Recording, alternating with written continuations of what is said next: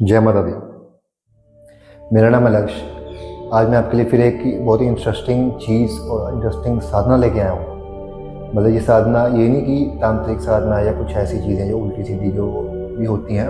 उल्टी सीधी तो कुछ नहीं होती, सभी साधनाएं होती हैं। तो वो साधना लेके आया हूँ जो देवी भागवत में वर्णित है, जो इंद्र ने की थी वो लक्ष्मी माता की प्राप्ति के लिए। जब लक्ष्मी माता, मैंने पिछली बार ही आपको वीडियो में बताया था कि जब लक्ष्मी माता उसके इंद्र से चली गई थी, इंद्र के पास से, तो विष्णु भगवान जी के पास गए थे सभी। तो उन्होंने बताया था कि क्या ऐसी चीज़ होती है जिसके कारण मैं तुम्हारे पास आता हूँ लक्ष्य या नहीं आता हूँ। विष्णु भगवान ने बताया था कि किस चीज़ों से, कि अगर हो आपके पास तो मैं आपके पास आऊँगा, नहीं तो नहीं आऊँगा। ठीक है। जैसे भक्त निंदा थी, मांस खाना, ये और भी चीज़ें थी, शंख ध्वनि, तुलसी, शिव पूजा, माता की पूजा, विष्णु भगवान जी की पूजा, ये सभी चीज़ें मैंने बताई थी आपको पिछली वीडियो में। ये चीज़ें जो उन्होंने बताई थी पिछली बार, वो उसमें उन्होंने बताया था कि आपको ऐसी चीज़ बताऊँगा। जब समुद्र मंथन से लक्ष्मी माता जी आए थे, तो उसके बाद क्या ऐसा साधन किया था इंद्र ने, जिसके कारण उसको वो मंत्र की सिद्धि हुई थी, कितना जप किया था उसने, कैसे क्या किया था, वो सब मैं आपको बताऊंगा जो देवी भागवत में वर्णित है। अपने हिसाब से कुछ नहीं बताऊंगा। ठीक है। तो सबसे पहले तो शुरू करते हैं वीडियो को। जब समुद्र मंथन से लक्ष्मी माता का प्राकट्य हुआ, माता वहाँ से आई, तो उन्होंने शादी की विष्णु भगवान जी से। ठीक है। विष्णु भगवान जी के पास आई तो उन्होंने स्वर्ग में भी गई। तो उस टाइम इंद्र ने माता की साधना कैसे की थी मैं आपको बताता हूँ। सभी खत्म होने के बाद जो समुद्र मंथन हो गया था, इंद्र ने क्या किया था, सबसे पहले तो स्तुति की थी माता की। जब भी हम किसी की आराधना पूजा करते हैं तो उनकी स्तुति ज़रूर करते हैं। उनकी स्तुति करो, उनको भोग लगाओ, उनकी आगे जोत जगाओ, उनके आगे नतमस्तक हो, प्रणाम करो। ठीक है। समर्पित करो अपने आप को। ये चीज़ें हमें करनी होती हैं पूजा के टाइम पे। ठीक है। ये नहीं कि आप पूजा करने बैठे हैं, दिमाग में घूम घूम ये घूम रहा है कि वो लड़की मेरे को मिल जाए, या वो कार मेरे को मिल जाए, या मैं ये कर लूँ, मैं वो कर लूँ। ये नहीं होता। पूजा करनी है। दिन में आप 5-10 मिनट भी कहीं बैठते हैं, कहीं नहीं बैठते पूजा करने के लिए, 5-10 मिनट तो ये चीज़ें छोड़ दो अपने मन से। 5-10 मिनट के लिए तो निकाल दो ये चीज़ें। उस टाइम तो भगवान का नाम ले लो सिर्फ। तो फिर भी भगवान जितने दयावान है, आप बैठते हो, उनका करते हो, उसके बाद भी आपको कुछ ना कुछ पॉजिटिव फल दे देते हैं। ठीक है। ये मैं रामायण काशी की भी एक आपको स्टोरी बताऊंगा इसी श्रद्धा से रिलेटेड। पहले आपको मैं बताता हूँ कि साधन क्या क्या किया था उसने, इंद्र ने। तो सबसे पहले इंद्र ने क्या किया था, माता की स्तुति की, माता की आरती नहीं की उसने। आरती हम वैसे भी जब दिवाली होती है या कोई पूजा होती है, लक्ष्मी माता की आरती नहीं करते हैं। ठीक है। आरती होता है कि आरती कर ली तो चलो आपका हो गया अभी। तो ऐसे जो मेरे गुरु ने मेरे को बताया कि उनको हम कह देते हैं कि आपका काम हो गया, तब जाइए। ठीक है। इसलिए हम लक्ष्मी माता की नहीं करती, जो मेरे गुरु ने मेरे को बताया। तो आरती नहीं, स्तुति करते हैं हम। स्तुति की, उनको भोग लगाया, उनको आसन दिया ग्रहण करने के लिए, जो भी किया हमने सारा कुछ अगर हम करते हैं तो हम मन में रखें कि वो सच में भोग ले रही हैं, सच में आसन में बैठी हैं, सच में हमने जो उसको वस्त्र दिए हैं माता को, वो सच में उनके पास माता ने लिए हैं। ठीक है। ये मन में श्रद्धा होनी बहुत ज़रूरी है। और वो करते भी हैं, असल में होता भी है ये। अगर आप मन से हो ना कि माता ने मेरी तरफ से भोग लगाया, तो माता आएंगी भी, खाएंगे भी। ठीक है। और फिर उसने स्तुति की, उसको एक मंत्र मिला था। वो मंत्र देवी भागवत में वर्णित है। मैं आपको फोटो भी लगा दूंगा क्या मंत्र है वो, मैं आपको बता भी देता हूँ। उसका उसने 10 लाख जप किया था, श्रद्धा भक्ति के साथ 10 लाख जप किया था। स्तुति करने के बाद, भोग लगाने के बाद, आसन देने के बाद माता को, भोग सब कुछ करने के बाद उसने उस मंत्र का भक्तिपूर्वक 10 लाख जप किया था, जिससे उसको मंत्र की सिद्धि हुई थी, माता उसके पास आई थी। ये आप सभी भी अगर करना चाहते हैं तो करें। लक्ष्मी माता की एक तस्वीर लें, माता की छोटी मूर्ति ले लें, या माता की छवि कुछ भी ले लें। माता की मन में होना चाहिए बस, माता की फ़ोटो हो। अगर वैसे विष्णु भगवान जी के साथ हो तो बहुत अच्छी बात है। विष्णु भगवान जी के साथ माता की फ़ोटो हो, गरुड़ पर बैठी हुई वाली हो, तो बहुत अच्छी बात है। नहीं तो नॉर्मल हो तो भी अच्छी बात है। मन में बस श्रद्धा होनी चाहिए। चाहे आप फ़ोटो कोई भी ले लो, फ़ोटो ना भी हो तो भी मन में होना चाहिए। ठीक है। फ़ोटो लें, माता को जोत जगाएं, माता के आगे माता की स्तुति करें, कनकदार स्तोत्र करें, श्री सूक्तों का पाठ करें, या कोई स्तुति आपको और पता है जो आपको आसान लगे, जो अच्छी लगे, वो करें। अगर नहीं भी पता, अपने मन से अगर कुछ माता को समर्पित करना चाहते हैं, कुछ शब्द को माता को बोलना चाहते हैं, कुछ माता को अपनी मन की बात बताना चाहते हैं, वो भी बोलें। ठीक है। माता की स्तुति करें एक तरह से।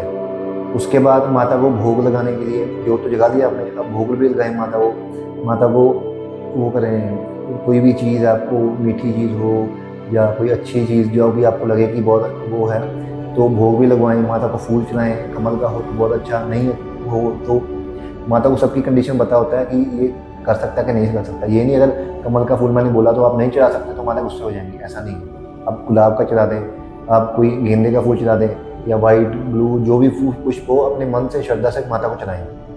उसके बाद ये मंत्र का जप साधन करें सही तरह से, 10 लाख जप का करना है। 10 लाख जप आप कितने दिन में कर सकते हो, ये माता को बोल दे कि मैं इतने दिन तक इतने माला जप करूँगा मैं, तो 10 लाख कंप्लीट हो जाएंगे, ठीक है। उसके बाद आपको ये मंत्र की सिद्धि हो जाएगी। ये चीज़ जो है सिद्धि होने के बाद श्रद्धा से ही करें आप, किसी चीज़ का किसी का हित करने के लिए ना करें, अपनी अच्छी मतलब लाइफ के लिए या दूसरों की भले के लिए ही ये करें, ठीक है। तो मैं अभी आपको मंत्र बताने जा रहा हूँ, वो है ओम श्रीम ह्रीम क्लीम ऐं कमलवासिन्यै स्वाहा। ओम ह्रीं क्लीं ऐं कमलवासिन्यै स्वाहा। ओम श्रीं ह्रीं क्लीं ऐं कमलवासिन्यै स्वाहा। ये मंत्र का 10 लाख जप करना है। टाइम फ्रेम आपकी मर्ज़ी है कितना की चाहिए आपको 10 लाख जप करने के लिए, 10 दिन चाहिए, 15 दिन चाहिए, 30 दिन चाहिए, वो इतने दिन आप नोट कर लें कि मैं इतने दिन के लिए, माता को बोल दें पहले दिन ही, माता मैं इतने दिन में इतने जप करके आपका 10 लाख पूरा करूँगा आपके मंत्र की सिद्धि के लिए। उस टाइम पे आप ब्रह्मचर्य का पालन करें, हो सके तो ज़मीन पर सोएं और किसी की निंदा ना करें, बुराई ना करें। जो मैंने पिछली वीडियो में आपको चीज़ें बताई हैं वो चीज़ें करें, ठीक है। उसके बाद में आपने क्या करना है कि ये जो अपने काम पे भी जो ध्यान रखना है, मतलब एक ऐसा टाइम निकाल लें फिक्स कि काम भी ना पड़े आपको, ना कोई आपको तंग करने वाला हो उस टाइम, या रात का टाइम कर लें या दिन का टाइम कर लें, जब भी आपको ठीक लगे। सुबह जल्दी उठ के करना चाहते हैं तब कर लें, ठीक है।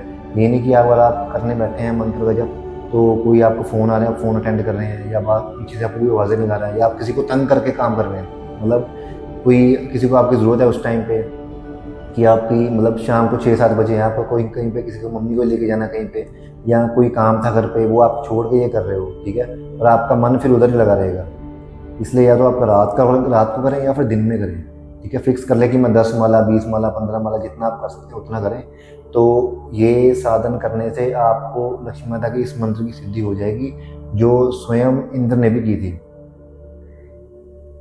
इसके साथ ही उसके इंद्र के पास भी स्थिर लक्ष्मी हो गई थी, स्थिर चीज़ें हो गई थी। अब मैं आपको एक रमा एकादशी का स्टोरी बताता हूँ जो आपने सुनी भी होगी, जो एक दिवाली से पहले जो एकादशी आती है, उसके एकादशी का क्या वो होता है, स्टोरी क्या है पीछे की, जो हमें ग्रंथों में या आपको लोकल ऑनलाइन भी सुनने को मिल जाएगी कहीं यूट्यूब पे, वो मैं आपको बता देता हूँ। ये मैं सिर्फ इसलिए बता रहा हूँ कि श्रद्धा का पॉइंट ऑफ व्यू से लेके बता रहा हूँ कि एक बार एक राजा था, उसके घर में उसके राज्य में क्या होता था कि जब एकादशी का व्रत आता था ना, तो घोड़े, कुत्ते, गऊ माता या जो भी कोई जानवर होता था उनको भी पानी पीने को नहीं मिलता था। मतलब इतना स्ट्रिक्ट रूल था कि एकादशी का व्रत करना है तो सभी को करना है, वो भी निर्जल करना है, किसी ने कुछ खाना पीना नहीं है, और रात को रात्रि जागरण करना ही करना है, ठीक है। रात को रात्रि जागरण मतलब वो भगवान की भेंट वगैरह या भजन कीर्तन ये चीज़ करते थे वो।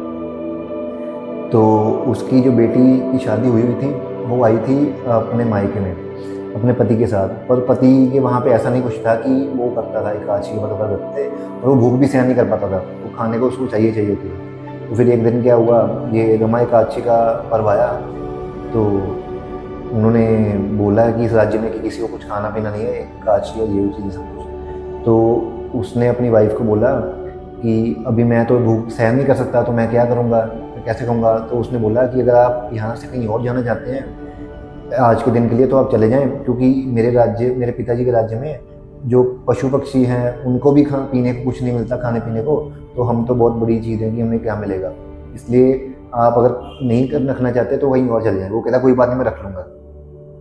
वही बात हुई, उसने भूख सहन नहीं कर पाया। वो चलते चलते जब एकादशी का व्रत हुआ, एकादशी के व्रत में जब रात्रि जागरण करते हुए उसकी मृत्यु हो गई।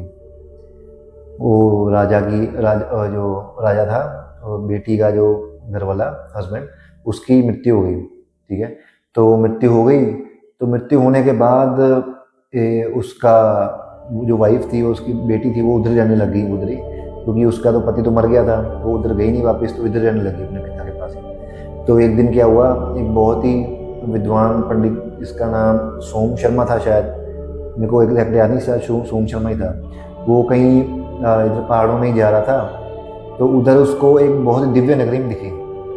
दिव्य नगरी में उसने देखा एक बहुत ही राजा, मतलब चक्रवर्ती सम्राट बैठा हुआ है। तो उसने उसको देख के बहुत ही अलग सा लगा कि ये इतना ज़्यादा संपन्न नगर, इतनी ज़्यादा चीज़ें मैंने आज तक कहीं नहीं देखी। सोम शर्मा बोल रहा था, तो ये यहाँ पे कैसे आ गई? तो पर जो वो मरा था ना, वही वहाँ था, उसको नगरी मिली थी वो। तो मिलने के कारण उसने उसको पहचान लिया था, ये तो वहाँ पे जो पंडित है, वहाँ राज्य के पंडित का वो ये है, यहाँ पे आया हुआ। तो उसने आदर सत्कार किया उसका। ठीक है, दिव्य नगरी थी, तो वो देख सकता था, बाकी नहीं देख पा रहे थे। ये चीज़ें भी पुराने टाइम पे ब्राह्मण कर सकते थे। तो उसने बताया कि मैं आपको जानता हूँ, आप उस नगरी में हो, मेरी वाइफ वहाँ पे रहती थी, तो वहाँ के ऐसे ऐसे करके ये है। तो उसने बताया कि आपको ये कैसे मिल गया राज्य? तो आपकी तो वो मृत्यु हो गई थी, सारा कुछ बताया उन्होंने। तो कह रहा कि मैंने उस टाइम रमा एकादशी का व्रत किया था, पर मैंने श्रद्धा के साथ नहीं किया था, तो इसलिए ये सब कुछ तो मेरे को मिल गया, पर ये स्थिर नहीं है। ये जब मेरे पुण्य खत्म हो गए, ये भी खत्म हो जाएगा, ये स्थिर नहीं है, क्योंकि उसके बाद मैंने श्रद्धापूर्वक रमा एकादशी का व्रत नहीं किया था। तो उसने बोला कि आप मेरी वाइफ को बोल देना ये चीज़ें, और वो मेरे पास आएगी, अपने पुण्य मेरे को देगी, ठीक है, अपने साथ रहेगी मेरे साथ, तो फिर ये स्थिर होगा राजा, नहीं तो नहीं होगा। तो उसने बोला कि मैं आपको ये आप बता दूंगा, आपको, आपकी वाइफ को ये मैसेज पहुंचा दूंगा। तो उस हुआ गया, उसने वो गया वापस, उसकी वाइफ को उसने बताया सारी चीज़ें। तो उसने बोला कि ये कुछ सपना तो नहीं है ये जो आप बता रहे हैं मेरे को? नहीं, मैं आपको लेके जाऊंगा। उसको लेके जाता है वहाँ पे, जो मंत्रों से उसकी तन की शुद्धि करता है सोम शर्मा। तो वो भी दिव्य लोक में जाती है। तो अपने जो पुण्य होती है, वो कहती है कि मैं 8 साल से लेके अभी तक एकादशी के व्रत रखती हूँ, जो महीने में 2 बार आते हैं। तो उसका पुण्य के कारण मैं इस नगर को स्थिर करवाती हूँ कि ये आपको देती हूँ सारा पुण्य। तो वो नगर स्थिर हो गया वहाँ पे। तो मतलब कहने का भाव ये है कि आप अगर कुछ करते हो, जैसे पूजा कर रहे हो, भक्ति भाव से नहीं कर रहे, तो थोड़ा तो फल मिलेगा आपको, पर ये नहीं है, स्थिर नहीं रहेगा आपको। फिर भी आप भक्ति भाव से पूरी अच्छी तरह से करें। ठीक है, अगर मंत्र अभी मैंने आपको दिया है जो, वो भी आप अपने मन से करेंगे, अपने मतलब ये नहीं सोचेंगे कि मैं पूजा करते हुए आप फल की टेंशन ले रहे हो कि मेरे को ये मिलेगा, मेरे को वो मिलेगा, या मेरे को ये कार मिल जाएगी, मेरे को इतने पैसे मिल जाएंगे, ये मत करो। अगर आप मंत्र जप कर रहे हो, मंत्र जप करते हुए आप ध्यान माता की तरफ लगाओ। ठीक है, कि माता मेरे सामने बैठी हैं, मैं उनको देख रहा हूँ, मैं उनको फूल दे रहा हूँ, मैं उनको खाना दे रहा हूँ, या मेरे सामने बैठी हैं, मैं उनको निहार रहा हूँ। ये चीज़ करके आप अगर पूजा करेंगे, तो आपको उसका सही फल मिलेगा। गलत नहीं, सही फल। मतलब आप उसकी तरह नहीं होंगे जो उसकी अस्थिर रहेगा जिसका राज्य, आप वैसे रहोगे जिसका राज्य स्थिर रहेगा। ठीक है, तो ये चीज़ें आप फॉलो करें, श्रद्धापूर्वक करें काम, ये मंत्र जब भी, तो आपको बहुत जल्दी बहुत अच्छे और पॉजिटिव रिजल्ट मिलेंगे। ठीक है, जय माता दी।